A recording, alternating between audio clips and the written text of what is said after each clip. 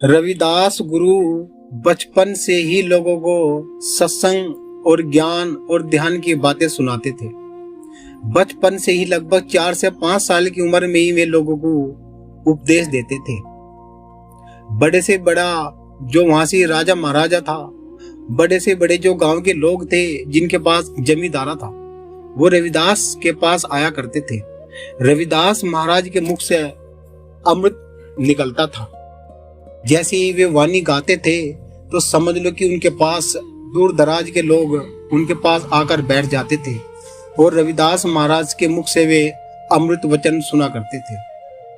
रविदास महाराज को इस बात का ज्ञान था कि उनके सत्संग और उपदेशों पर कोई जल्दी से ध्यान नहीं देगा, क्योंकि जहां पाखंडवाद अपनी चरम सीमा पर पहुंच गया हो, जहां ऊंच नीच की दीवारें बहुत खतरनाक हो और जहां भेदभाव की दीवार इतनी खतरनाक ऊंची हो और जहां पर घृणा की धूल बहुत खतरनाक तरीके से जमी हुई हो, वहां इस मानव का मार्गदर्शन कर इस मानवता पर जमी भेदभाव और घृणा की धूल साफ करने का जो उन्होंने बीड़ा उठाया था बचपन से ही।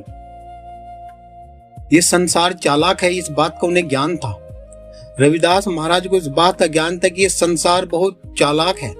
तो रविदास महाराज ने उस चालाक संसार को उसकी चालाकी से ही उसको मार्ग पर लाने का एक अखंड निश्चय किया। रविदास महाराज की उम्र लगभग 4 से 5 साल की, यानी कि छोटी सी उम्र थी, खेलने कूदने की उम्र थी। इस खेलने कूदने की उम्र में ही वो लोगों को उपदेश दिया करते थे, लोगों को सत्संग सुना करते थे और लोग उनकी बात बड़े ही ध्यान से सुना करते थे। तो आइए साथ संगत जी, गुरु महाराज की उस वाणी से आज हम जुड़ रहे हैं जिसे आप आज तक सुना भी नहीं होगा। जब रविदास जी महाराज छोटी सी उम्र में अपने साथ के बच्चों के साथ खेलने जाया करते थे और सुबह शाम वे अपने गुरु जी की शिक्षा का अनुसरण भी करते थे, क्योंकि रविदास महाराज ने बचपन से ही श्री सतगुरु परमानंद जी महाराज को अपना गुरु मान लिया था।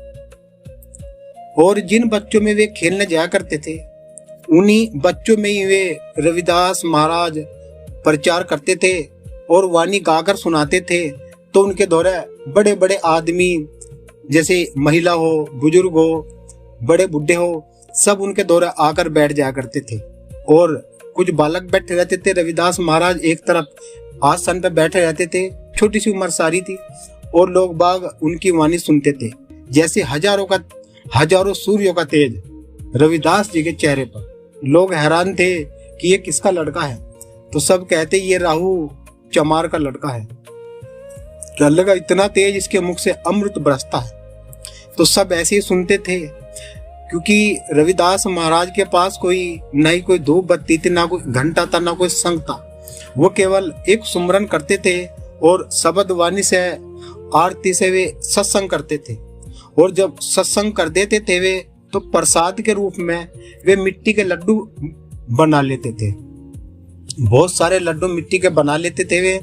और जैसी सत्संग की आरती पूरी हो जाती थी और भोग आरती हो जाती थी, तो वो सब बालकों को वे मिट्टी के लड्डू, कोई बड़ा हो या बुढ़ा हो, सबको मिट्टी के लड्डू ही बांटते थे, जिनके अंदर पूर्ण विश्वास होता था रविदास महाराज जी के प्रति, भक्ति में शुद्ध हृदय जिनका होता था, जो घृणा नहीं करते थे, उनके लिए वे लड्डू बेसन के लड्डू बन जाते थे।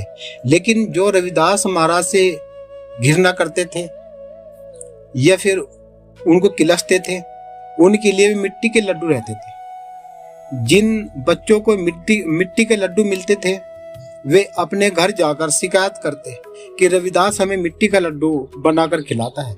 ये वही बालक थे जो रविदास महाराज के सत्संग को ध्यान से नहीं सुनते थे और रविदास महाराज पे विश्वास नहीं करते थे, इसीलिए उनके जो लड्डू थे वे मिट्टी के रह जाते थे। लेकिन जो उन रविदास महाराज पे विश्वास रखते थे, गुरु महाराज पे विश्वास रखते थे और पूर्ण श्रद्धा से उनकी वाणी सुनते थे, उनके मिट्टी के लड्डू ही बेसन के लड्डू हो जाया करते थे। कुछ लोग तो बच्चों की बातों पर ध्यान नहीं देते थे, लेकिन किंतु कुछ लोग रविदास महाराज से बहुत ही घृणा करते थे, ढेर घृणा करते थे। उनसे नफरत करते थे, ईर्ष्या का भाव रखते थे और वे कभी कभी भड़क भी जाते थे। रविदास महाराज उन लोगों पर भड़क जाते थे। उन्हीं लोगों में से एक व्यक्ति ऐसा था जिसका नाम दीनानाथ था। वह बहुत ही ताव में था और आकर हाथ में लाठी लेकर उनके पास आया। उस जगह पहुंचा जहां रविदास जी छोटी सी उम्र में अपने बाल सखाओं के साथ सत्संग कर रहे थे। वहां पहुंचकर दीनानाथ ने जैसे ही रविदास महाराज की अमृतवाणी सुनी, बस वो हक्का धक रह गया। जैसे ही अमृतवाणी का उसका जिक्र हुआ उसके सामने, बस हक्का धक रह गया और वो भी बालकों के साथ बैठ गया। उस समय वहां अपना आने का उद्देश्य ही भूल गया। जैसे ही रविदास महाराज अपने मुखारविंद से महाराज की महिमा गा रहे थे, प्रवचन कर रहे थे, अपने मुख से वाणी सुना रहे थे, मानो जैसे उनके मुख से अमृत बरस रहा हो। सभी लोग बड़े ही ध्यान से सुन रहे थे और सभी बहुत पावन हो रहे थे। वहीं जैसे ही आरती पूरी हो जाती है, वहीं निकट मिट्टी के लड्डू के एक मिट्टी का लड्डू, मतलब बहुत सारे मिट्टी के लड्डू रखे थे और एक कपड़े से वे ढक रखे थे। आरती के बाद प्रसाद बांटने का जिक्र हुआ। दीनानाथ को वहां आने का उद्देश्य भी याद आ गया। वह क्रोध से लाल पीला होता हुआ आगे बढ़ा। उसने लड्डू के थाल में जैसे ही लात मारने के लिए पैर उठा, उसका पैर वहीं का वहीं हक्का धक रहेगा।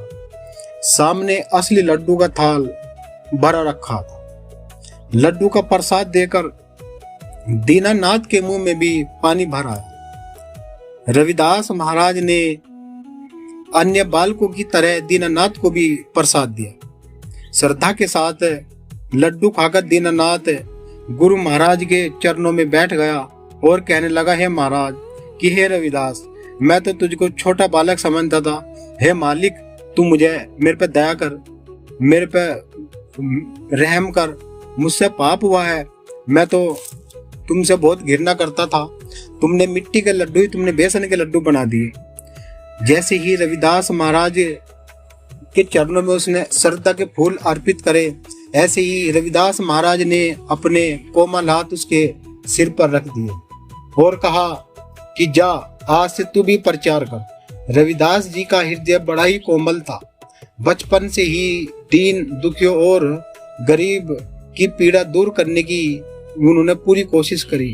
बचपन से ही उन्होंने कड़ी साधना, लगन और मेहनत के साथ हर वर्ग के लोगों पे जितना अत्याचार होता था उसके खिलाफ उन्होंने एक जंग छेड़ दी, एक मुहिम छेड़ दी।